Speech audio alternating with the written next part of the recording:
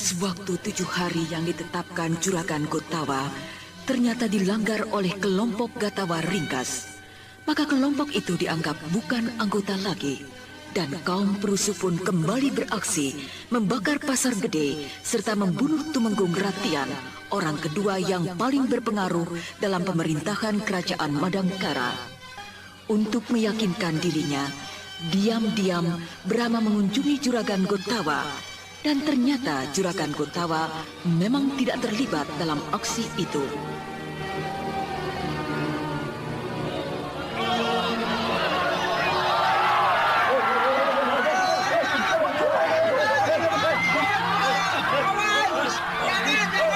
Apa itu?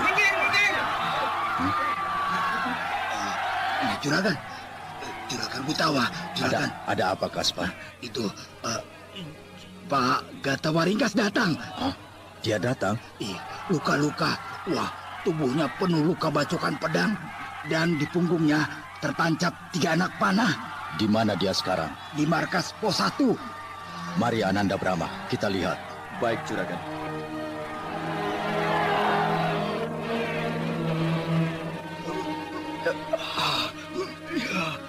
Gatawa Ringkas. Gotawa, kamu benar. Kita harus bersatu. Maafkan aku, Gotawa. Semua kerusuhan, aku yang melakukannya. Mana Utari? Tewas. Utari tewas? Oh, Utari. Brahma. Utari minta maaf padamu, Brahma. Oh, iya, aku maafkan. Di keraton, banyak tokoh sakti. Kami tidak sanggup. Mereka terlalu kuat. Pedang merah Utari di mana? Dirampas. Celaka. Iya, dirampas tokoh sakti. Tua, putih. Maafkan aku. Selamat berjuang.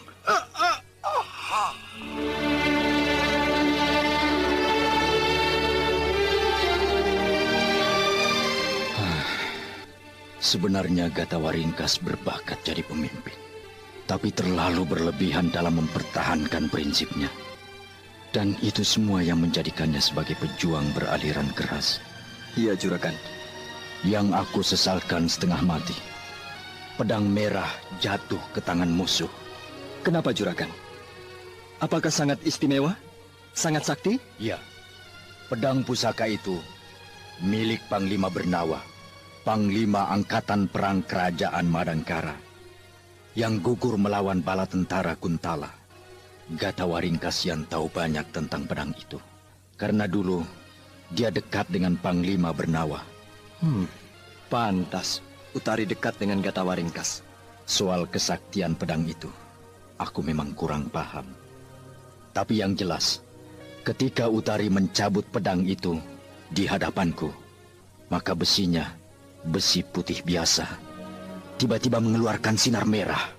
Hawanya sangat panas. Tapi sebetulnya pedang itu tak tepat untuk dipakai bertempur, karena terlalu besar dan berat. Dan rupa-rupanya Panglima Bernawa pun tak pernah memakainya. Iya.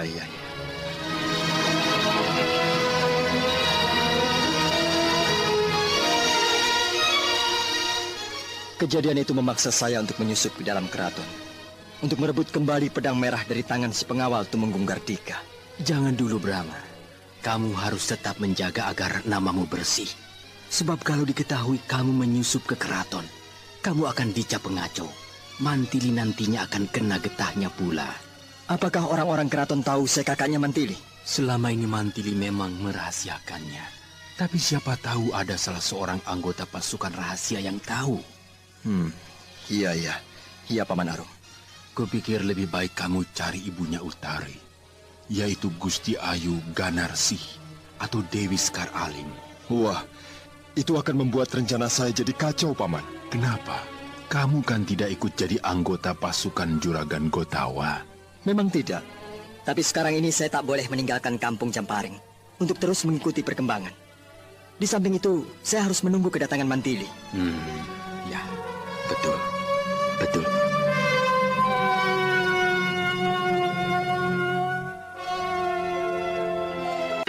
Ada orang. Mana? Mereka lepat di atas genting. Waduh, pasti penjahat lagi. Mban, kamu cepat masuk ke peladuan Gusti Putri. Bersikap wajar saja. Seperti tidak ada apa-apa. Ya. Iya. Siapa kau? Kamu pakai topeng. Pasti anggota perusuh. Mana Tumenggung Gardika? Hei, kamu perempuan ya? Mana Tumenggung Gebrat itu? Mau apa cari beliau? Aku ingin kepalanya. Sebelum kamu bisa menyentuhnya, langkahi dulu mayat Hulu Balang, kepala regu pengawal keraton ini. Bedebah. Serangannya sangat ganas. Perempuan ini tenaganya kuat sekali. Pedangnya membentur pedangku dengan telak. Tanganku sampai kesemutan. Aduh, sialan. Pinggangku kena. Gawat. Dia bukan lawanku. Aku harus panggil anak buahku. Hulu Balang pengecut. Kamu panggil anak buahmu ya?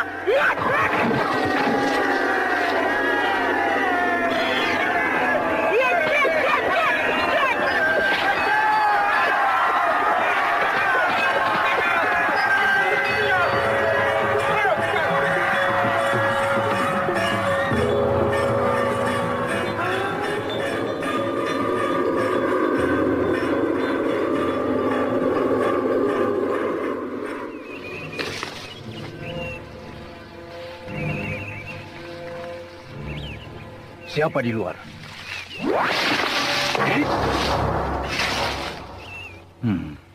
Tamu tidak sopan. Datang tanpa permisi. Ditanya malah melempar pisau. Hah? Pisau emas.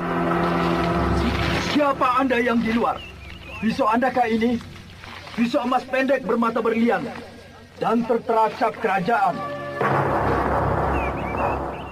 Matamu ternyata sudah buta, Gutawa. Oh, Dewi Sekar Alim. Selamat datang. Anakku Utari telah tiada. Gutawa, kamu biarkan anakku jadi liar dan mati tidak dalam lindunganmu. Jangan salah paham, Sekar Alim. Utari benci padaku, lalu memilih bergabung dengan Gatawa Ringkas, yang akhirnya pun tewas. Lalu bagaimana halnya dengan pedang merah? Apa usahamu untuk menyelamatkan pedang itu yang sudah jatuh ke tangan musuh? Dari dulu aku tidak tertarik pada pedang merah. Demikian pula halnya dengan suamimu, Panglima Bernawa. Tapi bagiku sangat berarti. Ingat, Sekar Alim, saat ini ada tugas yang lebih besar dan penting, yaitu perjuangan membebaskan negeri kita. Jadi kuharap, kesampingkan dulu persoalan pedang merah itu. Hah. Mentang-mentang kamu jadi pemimpin perjuangan. Kamu makin gagah dan aku makin tua. Lalu kamu tak mau menolongku lagi. Bukan begitu, Sekar. Dasar mata keranjang. Dulu kamu merengek-rengek, mengemis cinta padaku. Sekarang, setelah aku jadi tua dan jelek, kamu masa bodoh terhadapku.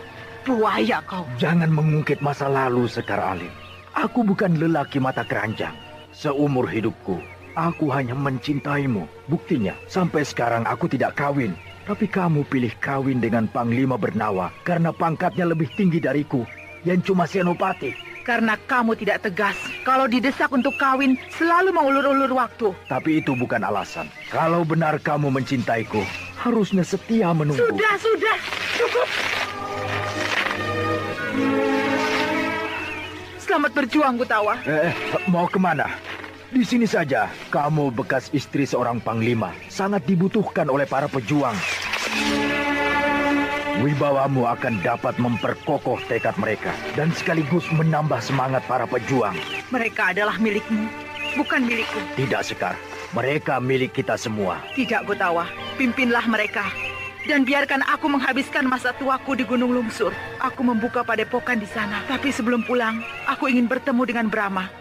Brahma sedang ada di Kampung Jampari. Mungkin besok dia akan ke sini.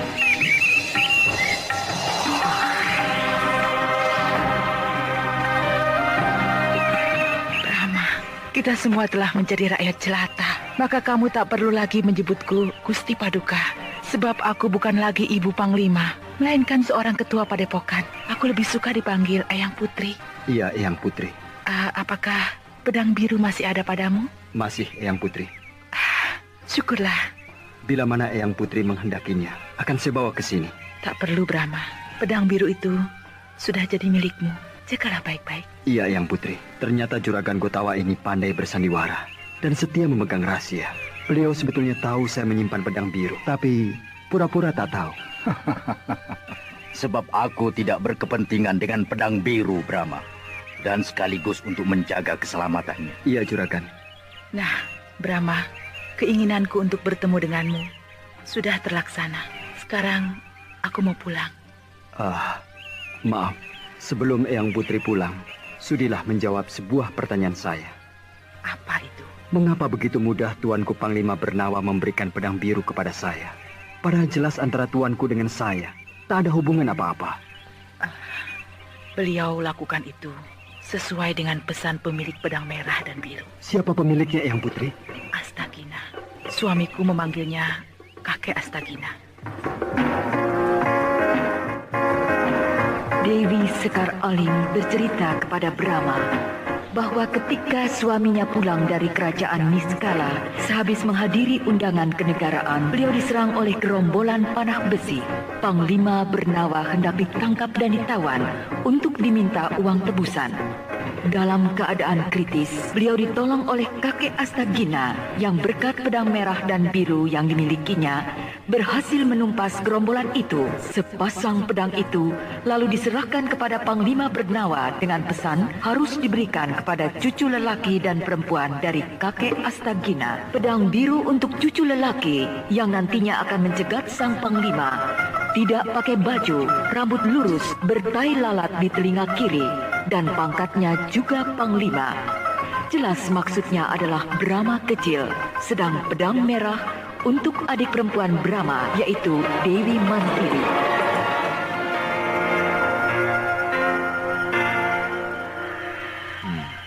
Tiga malam kemarin berturut-turut udara terasa dingin. Tapi malam ini hangat, udara terasa nyaman. Benar, Kanda Tumenggung.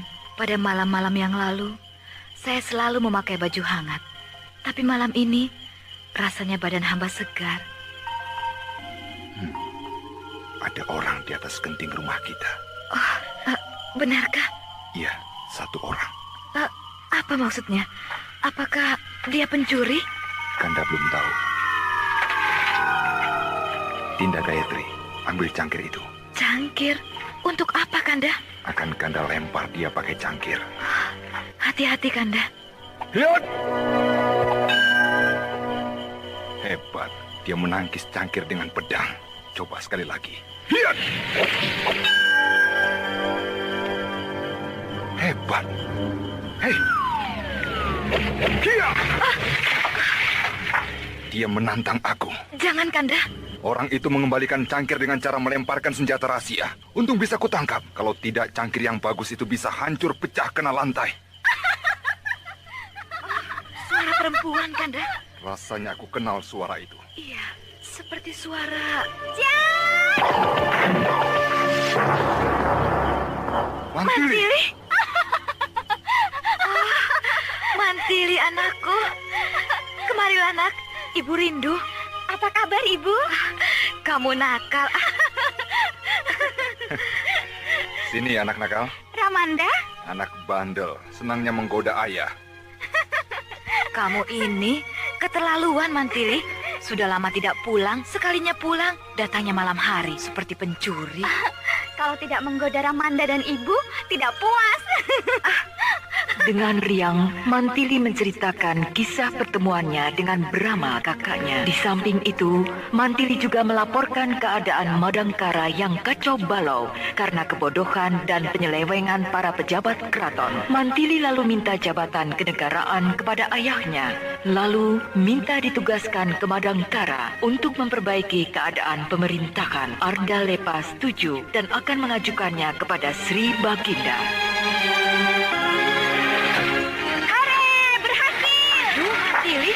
Ibu kaget. Berhasil, Bu. Baginda dengan senang hati akan memberi saya jabatan? Betul, Kanda? Iya, karena terdorong oleh rasa kasih beliau pada Mantili. Saya ingin minta jadi senopati. Senopati itu kan jabatan untuk lelaki, sebab itu pangkat dalam pasukan perang. Apa salahnya, Bu? Saya sanggup jadi senopati. Kalau mau diuji boleh. Semua senopati yang ada di kerajaan Kuntala ini boleh diadu dengan saya. Punya anak perempuan, kok seperti laki-laki, galak dan garang. Ibu jadi khawatir kalau kamu bakal sering bentrok dengan orang. Saya tidak takut sama siapa saja. Apalagi sekarang, ada Kakang Brahma, 1000 senopati, sekali sabet tumbang semua. Mentang-mentang punya kakak, kamu jadi lebih berani. Daulat Kanjeng Tumenggung. Raden Samba. Kemarilah, Raden. Daulat Kanjeng Tumenggung. Prasta Samba menghaturkan sembah. Sembahmu saya terima. Daulat Kanjeng Tumenggung. Bagaimana hasil muhibah Raden ke Kadipaten Rangkum? Berkat doa Kanjeng, kemelut di Kadipaten Rangkum berhasil saya atasi. Bagus, Raden. Daulat Kanjeng. Nah, Raden, inilah putri saya, Dewi Mantili, yang pernah saya ceritakan dulu kepada Raden. Selamat datang di Kuntala. Saya gembira dapat berkenalan dengan Kanjeng Putri Dewi Mantili. Terima kasih, Raden. Mantili, ini Raden Prasta Samba, biasa dipanggil Raden Samba, putra Pangeran Garna dari Kerajaan Sanggam. Baru 4 bulan ditugaskan di sini. Senang sekali dapat berjumpa dengan Paduka Raden. Terima kasih, Kanjeng Putri.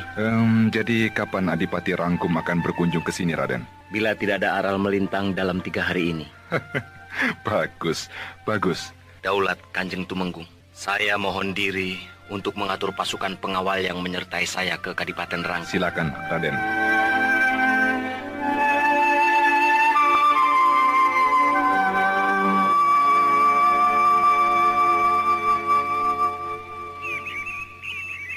Kaspar, Rastam. Iya. Panggil Gotawa ke sini. Baik, Paduka.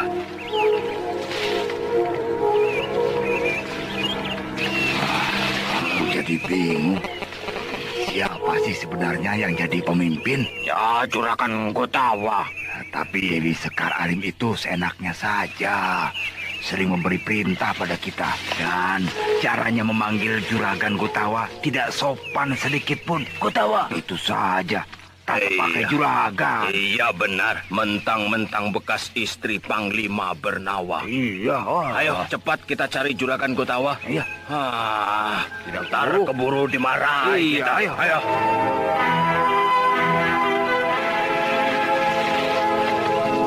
Gotawa, aku bermaksud untuk memulai aksi unjuk gigi dengan cara menyerbu sebuah desa. Menyerbu desa? Penduduk desa adalah bangsa kita, Sekar. Bukan untuk menyakiti rakyat, cuma sekedar mendudukinya. Tujuannya apa? Untuk mengetahui bagaimana sikap keraton.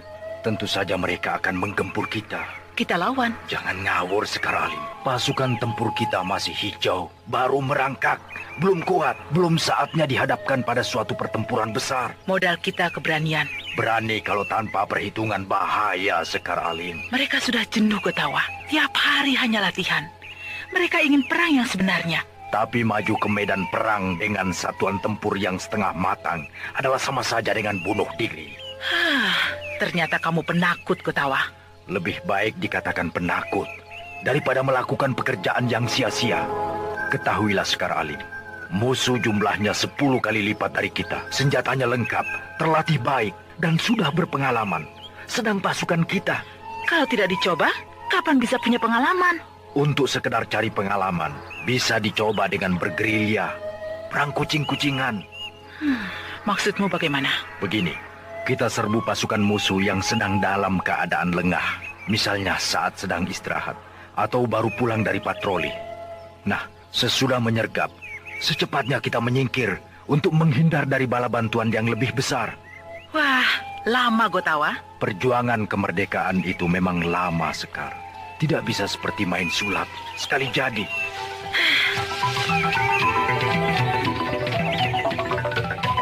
Siasat perang gerilya jadi dilaksanakan oleh Juragan Gotawa dan hasilnya memang memuaskan. Kaspar dan Rastam yang memimpin penyergapan mendapat pujian dari Juragan Gotawa dan Dewi Sekar Alim.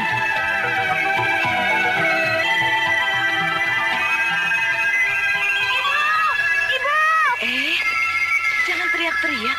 Iya, kamu ini Mantili. Kebiasaanmu di pengembaraan belum bisa hilang. Ini keraton, bukan hutan belantara. Maaf, Ramanda, Ibu. Ayo, cepat ceritakan. Apa pangkatmu? Senopati. Ah, Senopati? Ya, permohonan saya untuk jadi senopati dikabulkan. Betul, Kanda Tumenggung? Betul, Dinda. Tak seorang pun berani menyanggah keputusan Baginda ketika Baginda menyatakan dengan resmi bahwa Mantili diberi pangkat senopati. Semuanya takut, sebab saya kesayangan Baginda.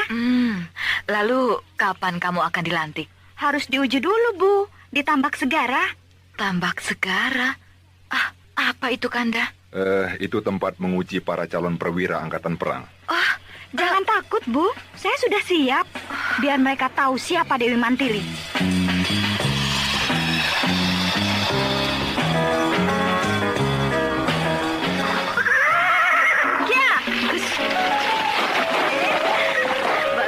Bagus. Sungguh pantas, Tuan Putri.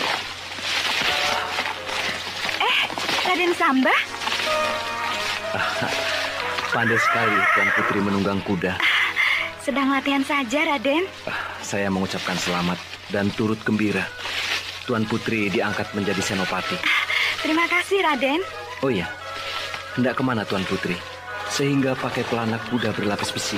Besok saya akan ke Tambak Segara. Ada baiknya Tuan Putri berhati-hati. Sebab saya dengar Tambak Segara merupakan tahap ujian yang paling berat dan berbahaya. Sudahkah Raden mengalaminya? Belum. Saya bukan perwira angkatan perang. Jangankan disuruh mengayunkan pedang, memegangnya saja saya tidak bisa. Raden merendahkan diri. Sungguh Tuan Putri, saya hanya bisa sedikit menulis. Itulah makanya saya ditugaskan di bagian perbekalan. Maaf, saya telah mengganggu acara latihan Tuan Putri. Saya harus kembali ke tempat tugas. Saya berdoa semoga Tuan Putri lulus dalam ujian. Terima kasih, Raden.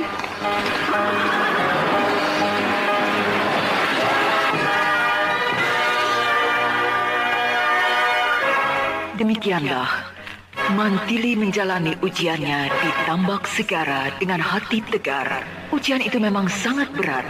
Semuanya ada 9 tahap.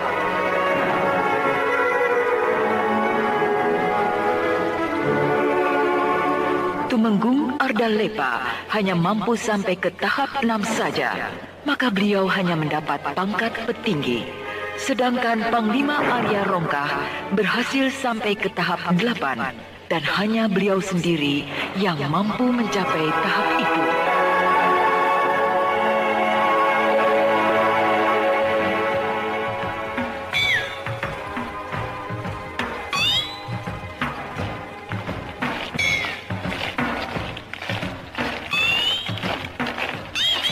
Itulah Gupit Ngarepus, Paduka Senopati Kendala. Suruh pasukan berhenti. Pasukan berhenti!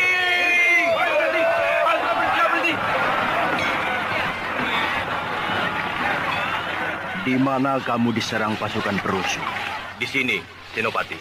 Dari mana mereka muncul? Dari 4 penjuru. Mereka menyerang mendadak, sehingga saya dan pasukan tidak sempat berbuat apa-apa. Mereka bertempur dengan sangat cepat. Cara tempurnya liar ataukah teratur? Teratur, Senopati. Seperti layaknya pasukan perang yang berpengalaman.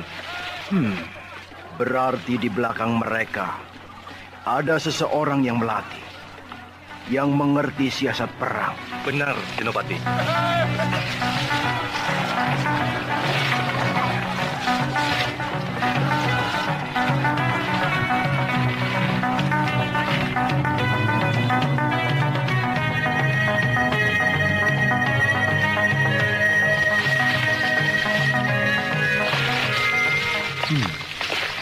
Pasukan keraton itu tidak menuju ke Bukit Kelapa, tapi membelok ke arah Gupit Ngarepus. Mau apa mereka?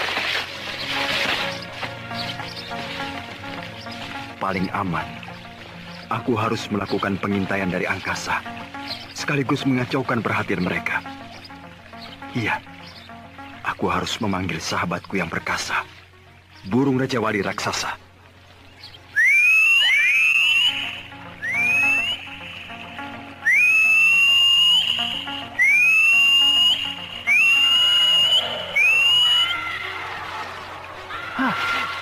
Itu dia. Ahoy! Kemarilah temanku!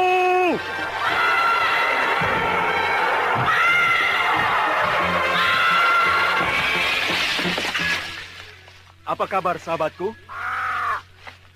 Syukurlah, kamu dalam keadaan sehat walafiat. Sahabat, antarlah aku.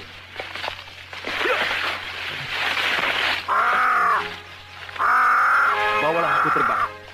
Kita akan bersiar kembali di angkasa sambil melakukan sedikit pekerjaan.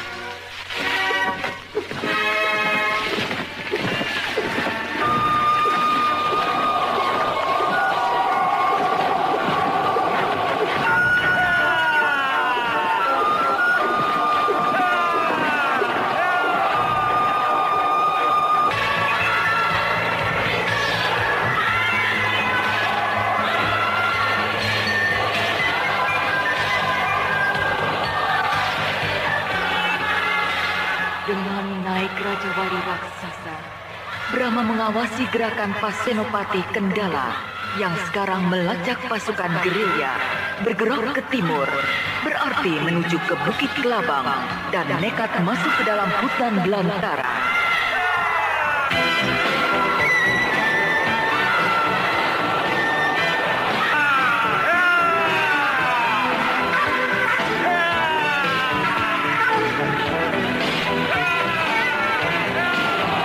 Brahma menyuruh Raja Wali Raksasa menunggu pasukan itu keluar dari dalam hutan kembali.